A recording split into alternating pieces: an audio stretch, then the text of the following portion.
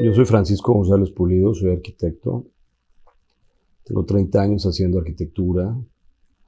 Empecé trabajando en México en una, en una especie de práctica de diseño y construcción, ¿no?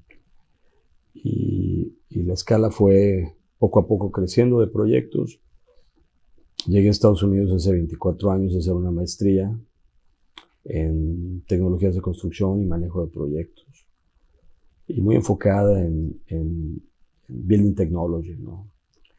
Y llego a Chicago hace 22 años. Hice una asociación con el arquitecto Helmut Jahn, el arquitecto alemán. Trabajamos juntos casi 18 años. Y después fundo este atelier, que es relativamente joven, tiene 4 años de fundado, con la idea de empezar a buscar proyectos de otras escalas y en otras regiones del mundo, ¿no?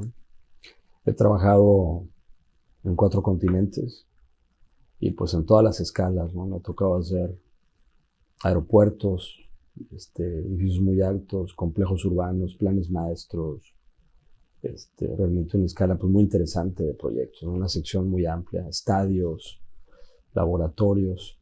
Después de haber estado al frente de una firma muy grande, ¿no? Que era la que tenía con Helmut, llegamos a tener 160, 180 arquitectos y, como te digo, trabajar en muchas partes del mundo. Yo me daba cuenta que algo que realmente me interesa a mí en lo personal y que creo que distingue mi trabajo es la atención al detalle. Y yo considero que es ahí en donde la arquitectura se hace más permanente y más trascendente, porque no se convierte solamente en una gran figura, sino realmente es ese cambio de escala, ¿no? Cuando ves un edificio en la distancia, es uno, cuando te acercas es otro. Y eso requiere de un acercamiento muy íntimo al diseño. Y a mí me parecía que cualquier otro nombre, ¿no? Como estudio o taller o oficina o arquitectos o architects, como muchos se ponen, ¿no? Era muy genérico. No hablaba de esa profundización en cómo los edificios se detallan y cómo nos hablan, ¿no? De su esencia de otra manera cuando están pensados de esa manera. Y bueno, como una segunda referencia, yo soy me gusta mucho el diseño en general y Saint Laurent, Yves Saint Laurent, el diseñador francés, es uno realmente de mis referentes, ¿no? Y de alguna manera ese concepto de traje a la medida creo que se traduce muy bien al tipo de arquitectura que nosotros hacemos. Y de ahí viene el nombre. Yo nazco en Ciudad de México. Nazco en Ciudad de México en 1970 y viví en esa ciudad hasta los 6 años. Mi padre era tamaulipeco y decide que comprar unos ranchos en el norte del país. Nos vamos a vivir al estado de Tamaulipas.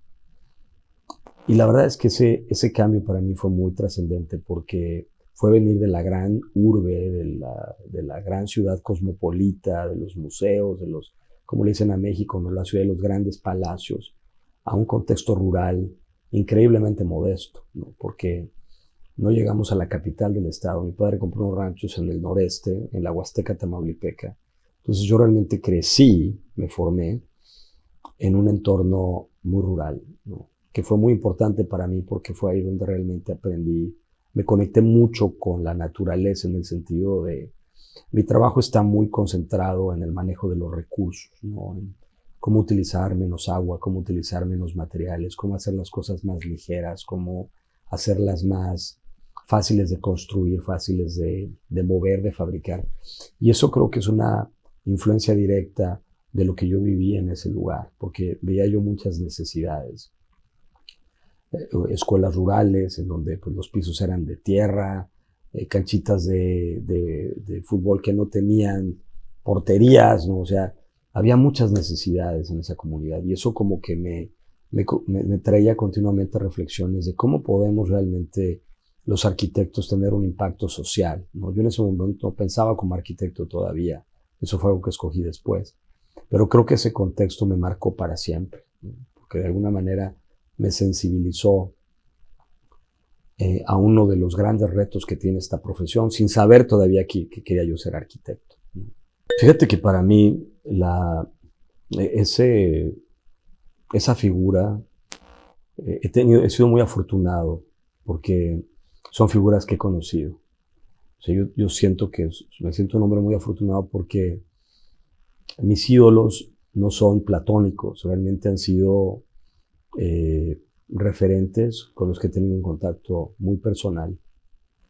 El primero, y que es el más importante, fue mi abuelo. Mi abuelo era general y era general de caballería, y con él aprendí a montar. Y esa cercanía con ese entorno fue muy interesante para mí, como mi primer deporte, vamos a decir así, ¿no?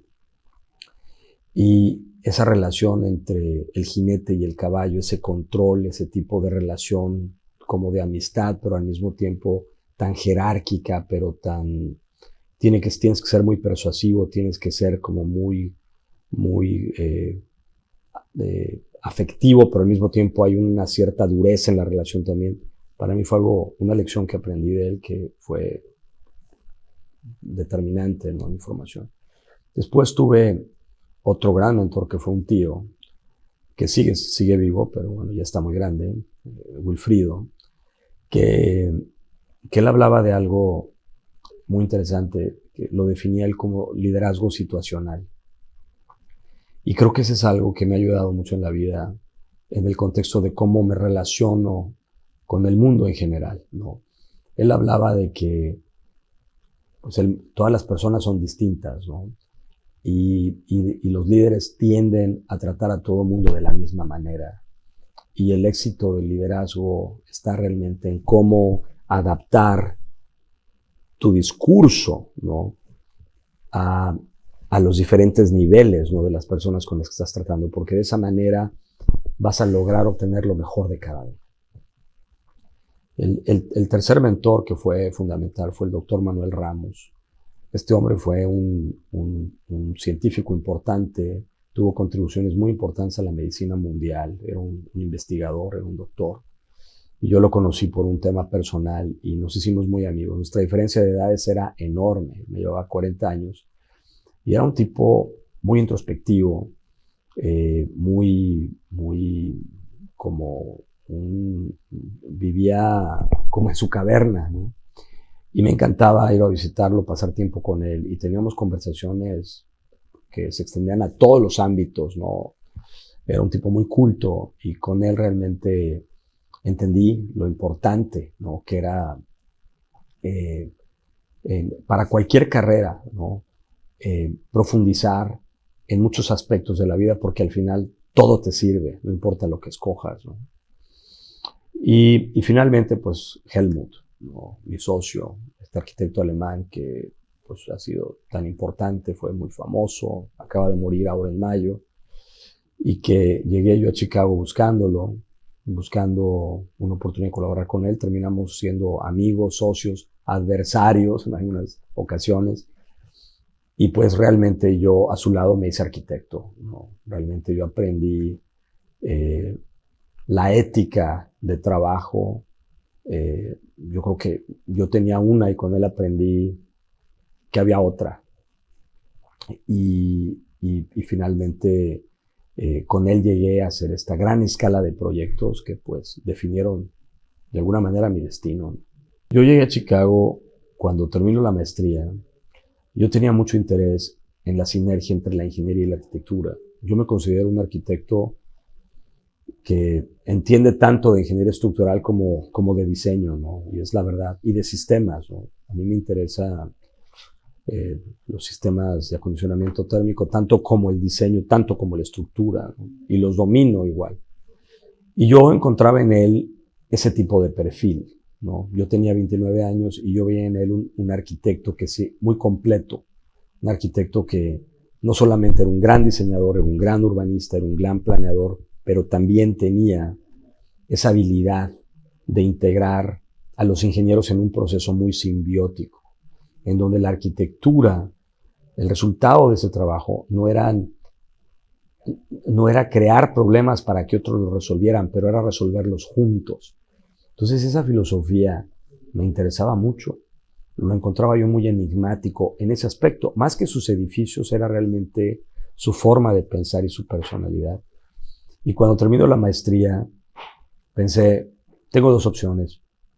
Bueno, tenía tres: regresar a México, que no era una opción realmente. La otra era irme a Inglaterra a buscar a los arquitectos británicos que estaban atrás de este movimiento del high-tech, ¿no? Que eran Norman o Renzo o Hopkins, ¿no? O Nouvel en Francia.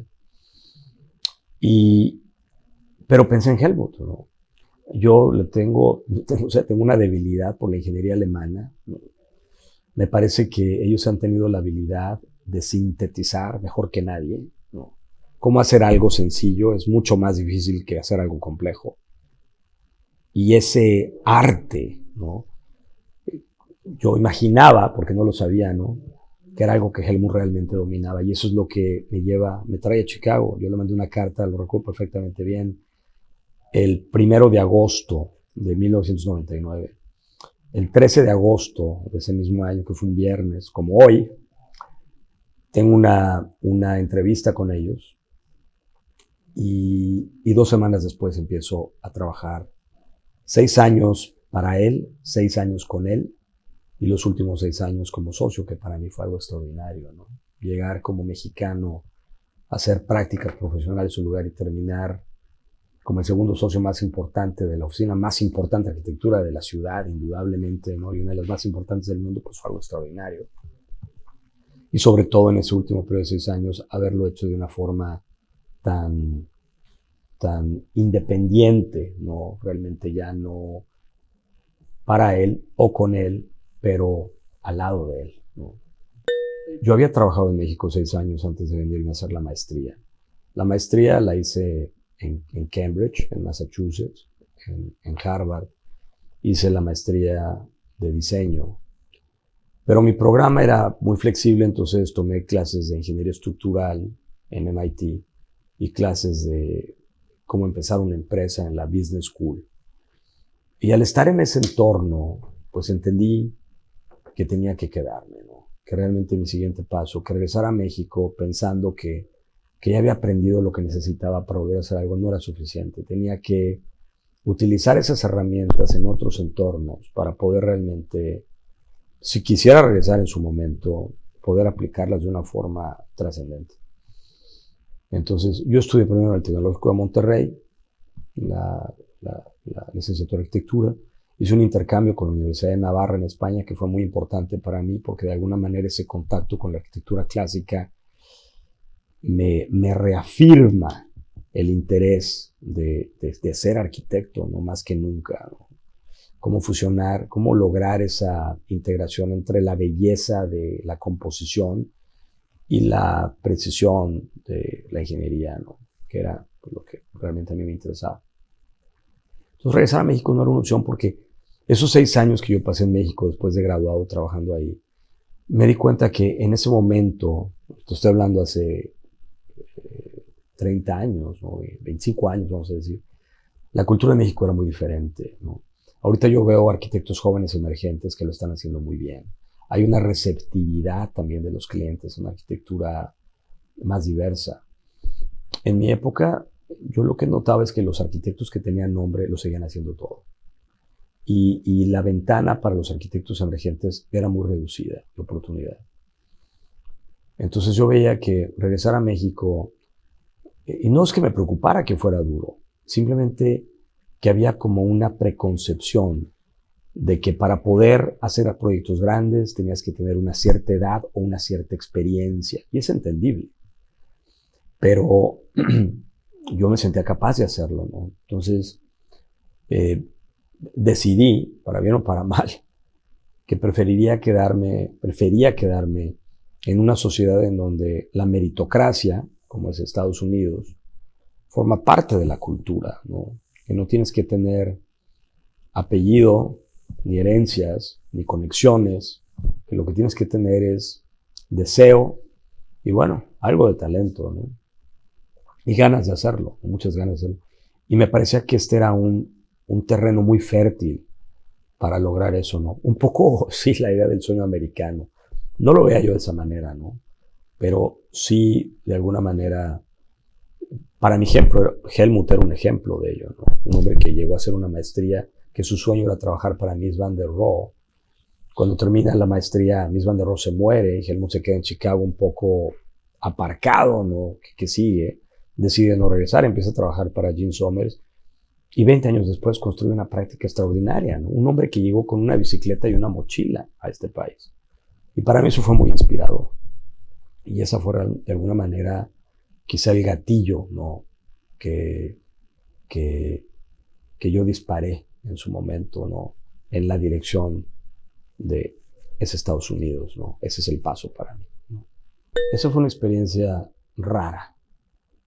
Fue rara porque en ese momento Harvard estaba plagado de arquitectos estrella, o los que se convirtieron en las grandes estrellas, ¿no? Cuando yo llego a hacer la maestría, Rem Koolhaas estaba dando un estudio. El estudio se llamaba El Proyecto en la Ciudad. Y estaban escribiendo los libros de The Project in the City. Peter Zumthor estaba dando estudio. Herzog and de Mauron estaban dando estudio también. Uno de mis profesores fue Rafael Moneo, que fue pues, muy importante para mí. Y de alguna manera la presencia de estos titanes, ¿no? Que en su momento no eran todavía, pero ya se perfilaban y era muy claro, ¿no? Koolhaas ya había sacado su libro Small, Medium, Large, Extra Large, ¿no? Y Herzog, bueno, pues ya tenían una obra de qué hablar y Zumthor ya había hecho sus baños, o sea, ya tenían esos antecedentes, ¿no? Pues eso le daba a la escuela un distintivo, ¿no? Y de alguna manera una filosofía también. Pero al mismo tiempo la escuela tenía un lado técnico que me gustaba mucho. Estaba este otro grupo, Ken Cao, Spiro Polalis, William Le Mesurier, que no eran y que no han sido y no se han convertido en los nombres, pero que fueron unos pilares tremendos para mí en mi formación técnica, ¿no? Spiro Polalis era un ingeniero arquitecto griego que fue mi mentor ahí, fue mi mentor. Él realmente él entendió lo que yo quería hacer y me facilitó las herramientas para acercarme a ese objetivo, ¿no? Y eso para mí fue importantísimo, ¿no? Tuvimos una relación extraordinaria. Y con William Le Mesurier, por ejemplo, William Le Mesurier, él fue el ingeniero que inventa hay este caso famosísimo en Boston de este edificio, el Hancock, que en algún momento empezó con el viento, se empezaron a caer las ventanas, ¿no? Y se caían ahí y empezaron no sé si se murió gente, no lo recuerdo, pero fue un tema gravísimo, ¿no? Y entonces él inventa estos contrapesos que van en la punta de estas grandes torres, que son estos grandes tanques de agua montados en estos rieles que van compensando el movimiento de las torres para mantenerlas firmes, no estables. Entonces había mentes de ese tipo también, que eran como los menos conocidos, pero eran extraordinariamente brillantes. Entonces fue una experiencia rara porque por un lado había mucha diva y por otro lado había un cuerpo técnico fantástico. Y yo francamente sí me fui más hacia el lado técnico, porque era el que me interesaba. Yo sentía que ser arquitecto o ya eres o no eres. Eso no lo vas a aprender a la escuela. A la escuela vas a conseguir herramientas para desarrollar tu habilidad como arquitecto, ¿no? Es como los grandes músicos. Cuando ves, Mozart ya era músico, ¿verdad? No tuvo que ir a una escuela a hacerse músico. No me estoy comparando, ¿no? Pero de alguna manera, claro, él era genial, pero yo creo que ya hay una inclinación natural que tenemos, ¿no? Y que nuestras habilidades, ¿no? Si encontramos nuestro camino a tiempo, ¿no? Intuitivamente nos llevan a ese lugar, ¿no? Entonces lo que necesitamos son herramientas. Entonces yo me fui más por el lado de encontrar las herramientas. Pero claro, pues sí, tomé algunos estudios con ellos también y fue muy interesante verlos hacer crítica de proyecto, cómo se enfocaban, el ángulo que le daban a las cosas y cómo realmente pensaban de una forma tan abstracta a veces, ¿no? Que era muy interesante cómo eso se traducía en la arquitectura. Por otro lado, estaba mi experiencia con el MIT, con la escuela de negocios, ¿no? Que MIT era otro mundo. Yo al MIT no fui al Media Lab. Y estuve en Media Lab 4 meses con Krzysztof Wojcicki, que era un artista polaco muy radical, que lo habían exiliado de Varsovia porque pues, este cuate hacía proyecciones en consulados y en embajadas de temas muy radicales, ¿no? Literalmente proyecciones. Ponía unos proyectores y ponía cosas, proyectaba cosas inmensas en edificios, ¿no? Que pues lo exiliaron. Pero cuando llega al MIT, el MIT lo acoge y él empieza a hacer proyectos interesantísimos que a mí me fascinaban. Él desarrolló ahora esto ya suena pues menos ciencia ficción, porque ya la tecnología de hace 20 años ahora, bueno, ha explotado, ¿verdad? O sea, ahorita ya lo que te imagines, alguien ya lo está desarrollando. En esa época no era así todavía. El Internet acababa de empezar y a todo aquello. Y me acuerdo que Krzysztof había desarrollado un aparato que te ponías en la boca, era una pantalla, y obviamente tenía un strap, una liga, ¿no? Que te lo detenía, que estaba conectado vía Wi-Fi. En teoría, en ese momento, pues no era todavía posible como es ahora. Y lo que era muy interesante es que la boca que tú portabas contigo era la boca de alguien más, que no podía entrar a ese país en el que tú estabas, ¿no? Un poco regresando a cómo él lo habían exiliado, y este objeto él lo había desarrollado como para él poder regresar con su voz a Polonia a seguir promoviendo las ideas que eran importantes para él. Entonces, ese tipo de proyectos tan radicales que obviamente tenían que ver con diseño, con tecnología, con aspectos sociales, políticos, era un tema que me interesaba mucho, ¿no? Yo en esa clase desarrollé un producto que era un objeto para que gente que no puede ver, ni hablar, ni oír, se pudieran comunicar, ¿no? Y era un objeto que tenía dos, vamos a llamarles lóbulos, ¿no? Eran como dos objetos de madera, ¿no? Que tenían una especie como de cables, en donde con las manos tú empujabas estos cables, ¿no?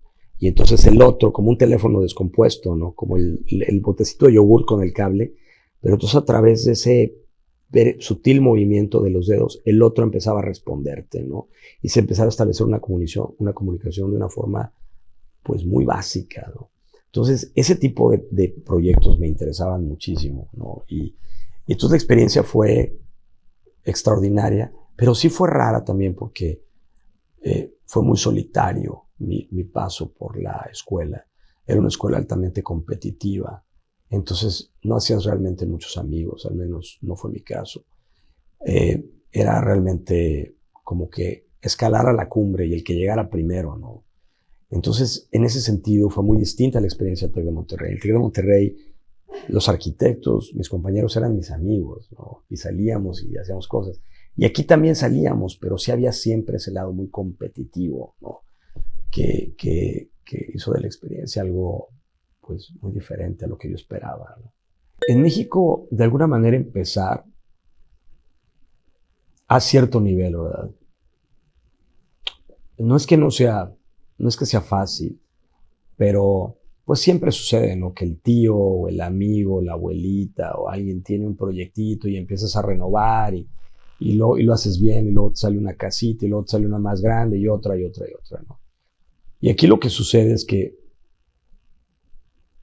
pasas mucho tiempo en el escritorio antes de llegar a la obra. Y eso es algo que a mí no lo encuentro tan atractivo del sistema americano. Yo me siento muy afortunado que yo llegué a este sistema con mucha experiencia, ¿no? Con 6 años de estar construyendo cosas, si tú quieres no tan grandes, pero las construía yo. Y yo me acuerdo que cuando llegó al estudio de Helmut, él mismo me lo decía, había arquitectos que tenían 20 años trabajando con él, pero que no habían construido realmente nada, ¿no? Es decir, formaban parte de la realización de estos grandes proyectos, pero ellos realmente se deslindaban mucho del proceso de la elección arquitectónica. Y esa fue una parte que yo llegué a influenciar y a cambiar mucho en el estudio de Helmut. Por eso tomé tanto control en algún momento, porque empecé a mover el estudio en una dirección de manos a la obra, muy latina en ese sentido. Es decir, tenemos que entender cómo construimos para poder realmente enseñar los proyectos como queremos que se vean, ¿no? Porque al final esa va a ser su realidad. Entonces sí, y bueno, regresando a ese término que utilizas, derecho de piso, la entrada en las oficinas aquí tiende a ser muy tabla rasa, ¿no? Todo el mundo empieza más o menos igual, a menos que realmente tengas mucha experiencia, ¿no? 15 años, una cosa así. Pero vamos a decir que debajo del umbral de 10 años, llegas a una de estas oficinas importantes y empiezas como todo el mundo, ¿no? Y tienes que ir ganándote tu lugar, ¿no? Y eso creo que es algo muy bueno, porque de alguna manera aprendes a trabajar en todos los aspectos de la profesión, que son muchos. Y bueno, aquí siento que hay una tendencia a la especialización. A mí me pasó que a mí me interesaba tanto todo que yo me hice como un generalista especializado. Yo manejaba todos los temas, pero los conocía muy bien. Y eso, pues creo que también fue un diferenciador para mí, ¿no? Que me abrió otras oportunidades aquí. Un lugar al que siempre me gusta volver es Bangkok. Me toca con Helmut hacer el aeropuerto de Bangkok, en Tailandia. Y es un lugar que el proyecto se hizo en un greenfield, ¿no? Era un terreno donde no había nada. Le decían el pantano de las boas. Un terreno pésimo, ¿no? De una calidad, de una capacidad de carga terrible. Pues era un pantano. Teníamos que hacer ahí un aeropuerto, uno de los más grandes del mundo. Y ese proceso de desarrollo del proyecto desde algo en un contexto donde no había tecnología realmente, donde la mano de obra no era muy avanzada, ¿no? Y llegar a hacer ahí un proyecto tecnológicamente tan innovador fue algo muy interesante. Y el hotel en el que yo me quedaba era un hotel que había sido la casa, como una especie de hacienda de un industrial que, que pues, hizo pues, cosas muy importantes en la ciudad. Y un arquitecto graduado de Harvard, de hecho, le había hecho una renovación para convertirlo en hotel. Y era un lugar que tiene una poesía muy particular, porque tenía esa mezcla de algo muy antiguo, tenía un gran carácter, mezclado con los objetos de la colección personal de este industrial que ya había fallecido, evidentemente, ¿no? Entonces el hotel, no te sentías en un hotel, te sentías en la casa de este hombre en esa época, pero con una infraestructura más moderna, ¿no? Pero las habitaciones eran como unos bungalows y teníamos una vista a un río que no era muy bonito, la verdad es que era un río bastante gris, pero había algo muy, muy evocador de tomar estas pequeñas embarcaciones en el lecho del río, viajar esos trayectos, ¿no? Y ir buscando, ¿no? Ir descubriendo la ciudad de esa manera, ¿no? A diferencia de cuando llegas a una ciudad y la caminas o sales en taxi. A mí me gusta correr y cuando viajo siempre trato de hacer recorridos largos para conocer las ciudades a las que voy. Y esta fue la primera ciudad en la que, claro que corrí también, pero esos recorridos tenían una poesía muy especial, ¿no? Para mí. Me marcaron profundamente, porque de alguna manera descubría yo esa sencillez, esa parte muy vernácula de la cultura, porque la viví de muy cerca, por el tiempo que el proyecto que fue muy largo. Y al mismo tiempo estaba contrastado con como nave espacial que estábamos construyendo ahí, ¿no? Entonces, me acuerdo que había tiendas de antigüedades que traían objetos de Camboya, de Vietnam, de Myanmar, ¿no? Es una ciudad que tiene esos dos contrastes, ¿no? Que eran para mí muy interesantes. Y pues la recuerdo con mucho cariño. Creo que de alguna manera me ha marcado mucho, sobre todo cuando pienso en el diseño de interiores. Me gusta mucho ese contraste entre lo muy vernáculo y lo muy contemporáneo. Texcoco realmente no fue un concurso, fue un estudio de mercado. Invitaron a varias firmas de arquitectura a participar y probablemente yo era el único arquitecto mexicano de los que habían invitado que cumplía con los requisitos, ¿no? Era mexicano y tenía experiencia en terminales de aeropuerto muy grande. Todos los otros arquitectos mexicanos tuvieron que buscar un socio extranjero para poder participar. Yo no tuve que hacer eso. Sí hice un consorcio con 2 arquitectos mexicanos porque era importante. Yo, curiosamente, era el arquitecto internacional, aunque yo era mexicano. Y había que tener presencia local, ¿no? Fue un proyecto interesante porque, de alguna manera, ese es el proyecto que me lleva a Santa Lucía. Como tú sabes, yo soy el arquitecto del aeropuerto de Santa Lucía. Y yo no llego a Santa Lucía realmente por Texcoco, ¿no? Yo llego a Santa Lucía por la experiencia tan vasta que tengo en aeropuertos, ¿no? Pero Texcoco, de alguna manera, planteaba retos muy grandes, porque era un terreno muy similar al de Tailandia, ¿no? Un suelo pésimo. A mí me había tocado ya trabajar en ese suelo. Esta maqueta que ves aquí es el Estadio de los Diablos Rojos, que está muy cerca del aeropuerto. El terreno está en el entorno de la Magdalena Michuca, que fueron el lugar donde se realizaron los Juegos Olímpicos de 1968. Está el estadio de Félix Candela. Entonces, me toca hacer el estadio de los Diablos Rojos ahí y yo conocía muy bien el suelo. Entonces, cuando llegamos a Texcoco, pues obviamente esa era una gran preocupación para mí. Si era realmente lógico hacer un aeropuerto en un suelo tan terrible. Era lógico desde el punto de vista de la cercanía con la ciudad. Pero esa fue una de las grandes interrogantes y tuvimos que traer equipos muy competentes para realmente pensar en una solución muy innovadora, ¿no? para resolver el tema, ¿no? Y de ahí surge esa inquietud que bueno, es algo que creo que representa mucho mi filosofía de diseño y que ha representado mi trabajo por más de 3 décadas. Esa idea de traer conceptos de ligereza, levedad, prefabricación, modularidad a Texcoco, con la idea de no hacer un aeropuerto escandaloso y de grandes claros, pero hacer algo modular, que fuera fácil de construir, que fuera rápido y que tuviera un impacto menor, ¿no?, en el concepto de cimentación que un edificio con grandes claros que iba a depositar grandes cargas en zonas puntuales y que podíamos tener algunos temas, ¿no?, de descompensación de suelo. Entonces, para mí Texcoco fue, bueno, no ganamos, pero sí ganamos en el sentido de que hicimos mucha investigación, de ahí salieron ideas muy innovadoras que hemos aplicado en otros proyectos. Cuando llego a Santa Lucía fue realmente un tema muy interesante porque alguien que conocía mi experiencia me recomienda con ellos, ¿no?, con los que lo están construyendo, y les habla de mi experiencia y evidentemente ellos pues no habían hecho un aeropuerto. Entonces era muy importante para ellos formar un equipo multidisciplinario especializado en el tema. Y así es como llego, ¿no? Llego a una reunión donde me piden que les presente lo que yo había hecho.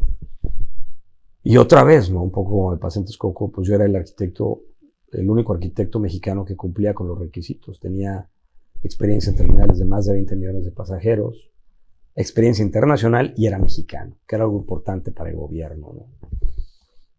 Yo en un principio no estaba seguro que Santa Lucía era una buena opción. Entonces les dije, ¿saben qué? Yo me sumo como parte del equipo, no como el arquitecto diseñador, sino como parte de su equipo a investigar el tema y tratar de entender si realmente esto tiene pies y cabeza, si esta es una buena solución o debe ser una solución para México. Y si yo me convenzo de que esto tiene sentido, pues claro que los ayudo, ¿no? Me sumo al proyecto, al equipo y al proyecto y va por México, porque al final todos queremos que México tenga la infraestructura que debe tener. Pues es un gran país, ¿no? Turismo, ¿no?, el intercambio comercial que tiene con Estados Unidos, muy importante con Europa, ¿no?, con Francia. Entonces era importante que México no cometiera un segundo error, ¿no? La cancelación de Texcoco fue muy dolorosa, ¿no?, para muchos. Pero pues era la oportunidad realmente de retomarlo y de hacerlo bien, ¿no? Entonces sí llevo yo ese proyecto y lo digo frecuentemente. Yo siempre digo que yo no llegué a Texcoco a hacer un, un Rolls Royce, como hubieran hecho otros arquitectos, ¿no? Yo llegué a hacer un Fórmula 1, o sea, un edificio que tiene lo que necesita tener, porque está pagado por los impuestos de los mexicanos. Entonces no podíamos empezar ahí a meternos a hacer locuras por segunda vez, ¿no? No quiero decir con esto que el primer proyecto haya sido una locura, pero no podíamos hacer locuras aquí, ¿no? Teníamos que realmente estar muy conscientes del presupuesto y de los tiempos. A mí me gustan esos retos, fíjate, ¿no? En donde las restricciones, yo siempre he pensado que las restricciones en arquitectura son más extraordinarias que la libertad para empujar tu creatividad. Cuando el cliente te dice lo que quieras, hay muchas cosas que haces que no tienen razón de ser. Cuando el cliente te dice, esto es lo que tengo, esto es lo que puedo, esto es lo que hay, este es el terreno, y no puede ser más alto, entonces es ahí donde tu cerebro empieza, ¿no?, realmente a trabajar y a buscar soluciones que llegan a ser increíblemente creativas, ¿no? Y creo que eso es lo maravilloso de Santa Lucía. Las restricciones eran tantas que el equipo tenía realmente que responder a ellas de una forma muy creativa, ¿no? Y es un proyecto pues controversial porque evidentemente ha sido muy politizado, está muy polarizado. Siento decirlo, pero hay una gran ignorancia, ¿no?, en los medios en general, no solo en México, y se maneja la información con mucha ligereza. Entonces de repente eso influencia la opinión de la gente. Yo considero que si la gente realmente, México, no digo la gente de México, conociera lo que hay detrás de Santa Lucía, estarían realmente abanderando este gran proyecto, porque sí es una gran iniciativa para México, sí se hace bien. Mi día a día es muy divertido.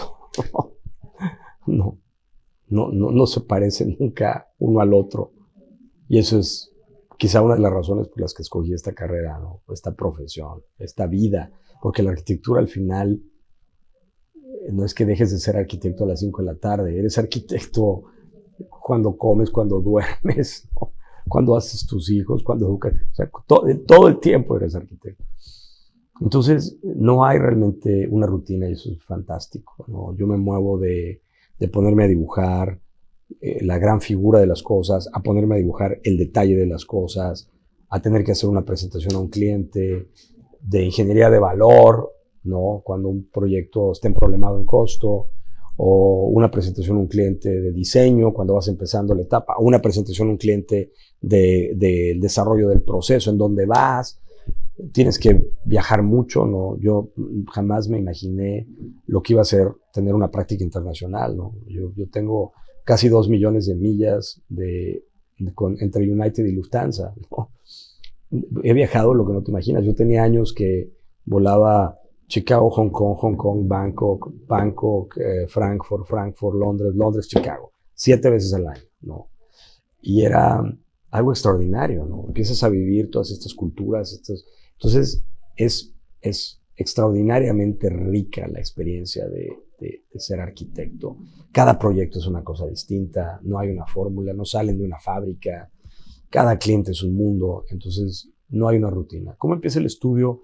Pues te digo, en algún momento Helmut y yo tomamos la decisión de que era importante que él siguiera haciendo lo que él hacía y que yo continuara haciendo lo que me tocaba hacer. Fue un proceso un paso muy natural, ¿no? No fue una disolución, no fue doloroso, no, nos despedimos como amigos y seguimos colaborando en otros proyectos. Las cosas que nos parecía que era estratégicas nos subjuntábamos otra vez y las que no, las hacemos independientes. Pero sí llego a esta oficina a fundar este estudio. Me vine, por ejemplo, a West Loop, porque yo no quería estar en Downtown, porque me parecía que esa cultura rígida del edificio vertical y de las amenidades y de los lobbies no es realmente el ámbito en donde a mí me gusta crear, ¿no?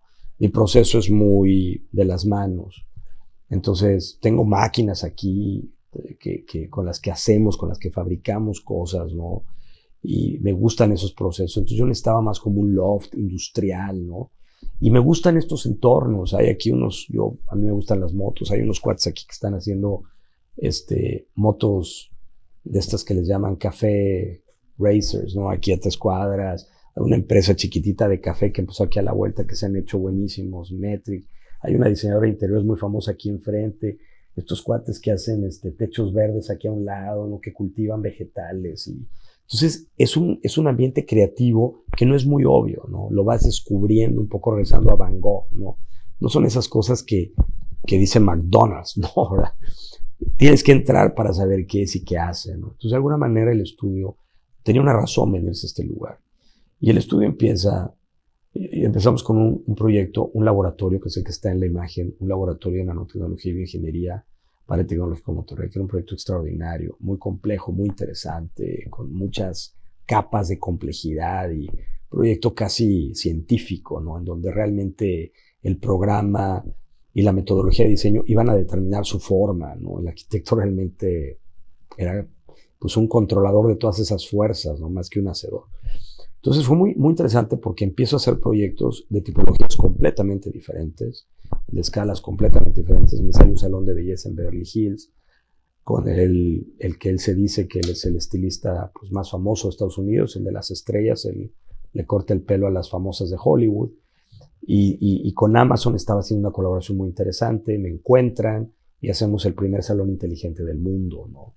Entonces, empezamos con una escala muy diferente de proyectos, haciendo cosas que tenían mucho que ver con lo que yo venía haciendo desde el punto de vista de innovación y tecnología, pero que se empieza a mover a otros territorios, ¿no? Tanto geográficos como de escala y de tipologías de proyectos. Sí he sido profesor, me ha tocado dar, di una clase, un poco hablando de cómo me relaciono a nivel transdisciplinar, ¿no? Con otras profesiones. Yo di una clase aquí en el Instituto de Illinois de Tecnología, en IIT.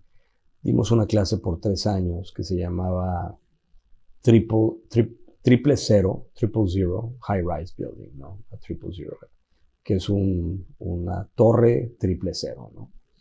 Y este estudio lo di en colaboración con un ingeniero alemán que es muy prominente. Yo diría probablemente ahorita el más importante, ¿no? en diseño de estructuras ultraligeras en Alemania.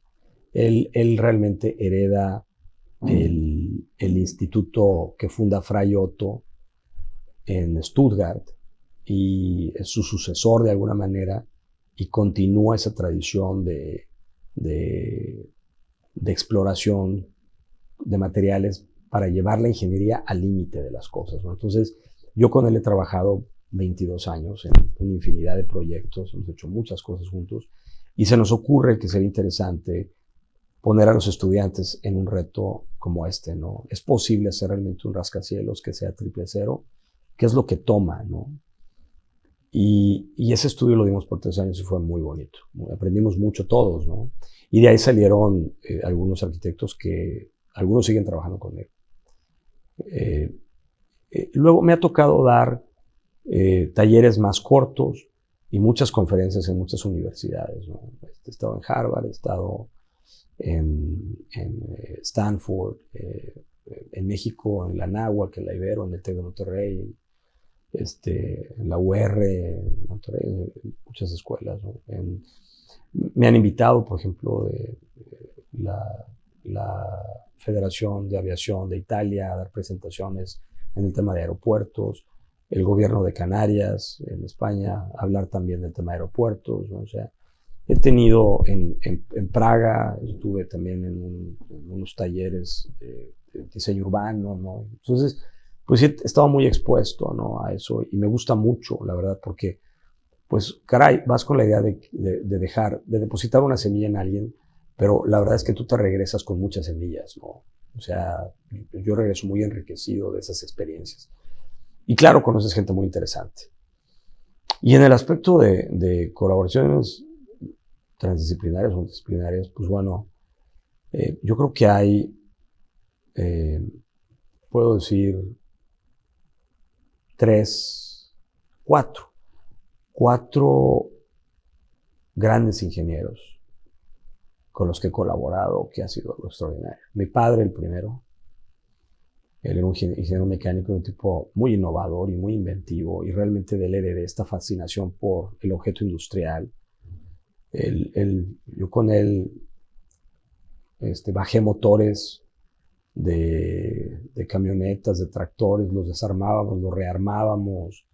Me enseñó a reparar mi motocicleta, ¿no? Él tenía realmente una obsesión por las máquinas, ¿no? El segundo, Werner Sobek, este ingeniero del que te hablaba hace un momento, que es extraordinariamente inteligente, muy innovador, ¿no? Hemos hecho cosas muy interesantes juntos, una de ellas un pabellón en Oaxaca que ha ganado premios importantes en el tema sostenible. El tercero es un ingeniero alemán también, Matthias Schuller. Él tiene una empresa que se llama Transolar. Yo considero que él fue realmente punta de lanza en este movimiento de la arquitectura verde, ¿no? Pero no desde el ángulo de la mercadotecnia, que es un ángulo muy peligroso, que manejan muchas firmas, ¿no? Él era un tipo muy radical, él andaba de backpacker en Nicaragua y en un tema medio radical, ¿no? Vivía en una comuna, ¿no? Y un día empieza a desarrollar todas estas ideas, ¿no? De cómo otra vez sustraer esta idea de la arquitectura pasiva y traerla a un nuevo contexto, ¿no?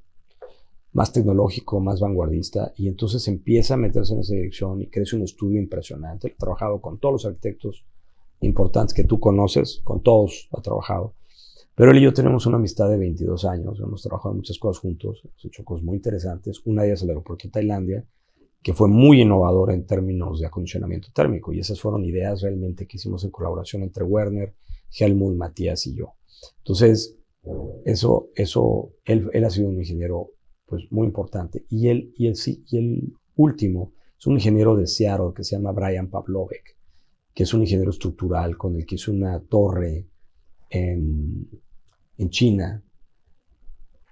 Y teníamos tantas restricciones en ese proyecto, y él era un tipo tan tenaz, que nos pusimos a buscar cómo íbamos a lograr en ese enramada de restricciones un proyecto que realmente fuera lo más ligero posible, porque era importante para el costo del proyecto que la estructura de una torre tan alta no fuera tan robusta, ¿no? Que sea lo que tiene que ser y ni un milímetro más. Y esa tenacidad, ¿no? Esa habilidad que él tenía de desmenuzar los códigos y de reinterpretarlos fue algo fantástico en nuestra colaboración. Entonces, sí, yo creo que ellos han sido realmente grupos, me refiero a sus oficinas, individuos con los que hemos colaborado en cosas muy, muy interesantes, muy trascendentes, ¿no? Y sobre todo que esas colaboraciones han sido tan simbióticas que ellos terminan pensando como diseñador y yo terminaba pensando como ingeniero. Y esa transgresión de disciplina pues, es muy enriquecedora. Yo creo que todo en la vida requiere de optimismo. Todo, ¿no? Yo, ahora que veíamos los Olímpicos, ¿no? Es algo que a mí me apasiona ver. Me encantan los deportes porque ese es un lugar en donde gana el mejor, ¿no? Y claro, en ese momento las condiciones pueden determinar muchas cosas, ¿no? Tu estado mental, el clima, pero bueno, al final te tienes que sobreponer y hacerlo mejor. Y en arquitectura no siempre es así, no siempre gana el mejor. En Texcoco, el consorcio que yo formé con Alonso de Garay, que es un arquitecto mexicano al que respeto y quiero mucho, es mi amigo y creo que es uno de los mejores arquitectos mexicanos en México ahorita, ¿no? Pues de alguna manera llegamos con un gran optimismo, ¿no? A hacer Texcoco. Y yo creo que algo que me sigue costando trabajo aprender y no me arrepiento, es que sigo pensando que podemos cambiar las cosas, sigo creyendo en eso, ¿no? Y creo que es ese idealismo que no quiero perder, ¿no? Es un idealismo, no quiere decir infantil, ¿verdad? Porque pues, la vida te va golpeando de mil maneras, ¿no? Y vas aprendiendo que hay cosas que que no van a ser jamás como tú quieres que sea. Sin embargo, sigues creyendo que pueden ser, ¿no? Es algo que me ha costado quizá trabajo aceptar, no aprender por aceptar, es dejar ese idealismo, ¿no? De que puedo cambiar algo importante, ¿no? Yo no acepto la derrota. Y creo que la mejor prueba de esto fue Santa Lucía, ¿no? Yo quedé en segundo lugar en la Terminal 2 del aeropuerto de la Ciudad de México. Luego volvamos a quedar, Alonso y yo, casi en segundo lugar, porque no fue medio oficial, no oficial, en Texcoco. Y luego llega Santa Lucía, ¿no? Me llega Santa Lucía de alguna manera, y para mí eso fue, caray, creo que mi tenacidad, ¿no? El nunca dejar de creer que yo iba a poder llegar ahí y hacerlo, eso para mí es algo importante. Viendo hacia el futuro, ¿qué me gustaría aprender? Caray, hay empresarios que yo admiro muchísimo, ¿no? Porque creo que son extraordinariamente visionarios y han logrado entender de qué se trata el mundo de alguna manera, ¿no? Han logrado crear, ya sean objetos o software o cosas, ¿no? Con las que interactuamos, ¿no? Máquinas que de alguna manera nos han universalizado, y eso es algo que yo admiro muchísimo, ¿no? Entonces, ¿qué sigo buscando? Pues sigo buscando cómo en la arquitectura poder tener una contribución tan importante como la que han tenido ellos, ¿no? Es un poco como el Holy Grail de la arquitectura. ¿Cuál es, no? ¿Dónde está la llave de eso que en algún momento alguien va a decir, wow, esto sí va a revolucionar la ciudad, esto sí nos va a transformar, ¿no? Y creo que no es un edificio, fíjate, creo que no es un edificio, es una experiencia. Al final los edificios son objetos nada más, ¿no? Pero lo que te platicaba hace un rato de Tailandia, ¿no? ¿Era el edificio con lo que me conectaba? No. ¿Era el clima? No. Era el todo. Era la experiencia, era lo que eso me hacía sentir, ¿no? Y yo creo que ese es el poder de la arquitectura. Y si hay un objetivo, ¿no? En mí, eh, que sigue irresuelto, ¿no? Mi trayecto más inacabado, mi camino menos recorrido, ¿no? Todavía, es ese, ¿no? El misterio de en dónde puede realmente la arquitectura transformar la ciudad y transformarnos como sociedad, ¿no? Yo creo que se nos ha olvidado a los arquitectos que tenemos un compromiso social, ¿no? Eso es parte de nuestro trabajo. No es solamente hacer monumentos para que se nos reconozca, ¿no? Yo de repente reniego un poco cuando me preguntan, ¿y qué se siente ser artista? Pues yo digo, oye, con todo respeto, no uses esa palabra conmigo, porque los artistas que yo respeto son grandes señores, ¿no? Y yo no me veo de esa manera, ¿no? Yo me veo como un creador, un facilitador, un integrador, sí, un pensador a veces, ¿no? Soy muy rebelde, ¿no? A mí me gusta el rock and roll, toco la guitarra eléctrica, he tenido grupos de rock and roll toda mi vida. Toco solos y me gusta el metal y todo aquello, ¿no? Entonces, como que hay en mí esa rebeldía, ¿no? Natural a los sistemas, ¿no? Pero sí creo que no es en la consagración de imágenes en donde la arquitectura le va a dar respuesta al verdadero futuro de la sociedad, ¿no? Y eso a mí me apasiona. La verdad, Juan, yo hubiera querido nacer hoy, no hace 50 años. Porque lo que veo adelante de mí me emociona profundamente. O sea, la velocidad a la que estamos cambiando. O sea, cuando veo la posibilidad de que a lo mejor nos va a tocar hacer estaciones fuera de la Tierra, o que vamos a empezar a poblar el océano, o que esas cosas a mí me apasionan, me interesan muchísimo, ¿no? Y estoy seguro que no van a ser monumentos, van a ser objetos como estos softwares o estos gadgets con los que interactuamos que nos han transformado la vida, ¿no? Y eso es algo que pues bueno, espero que me queden al menos 50 años más, ¿no? Para poder tocar un poco esos territorios. Hay una imagen que, que me ha acompañado, dos imágenes de hecho, hay dos imágenes que me han acompañado desde la niñez y que siguen siendo mis puntos de referencia para el trabajo que me motiva a hacer todos los días. Una es cuando me fui a vivir al rancho con mi padre.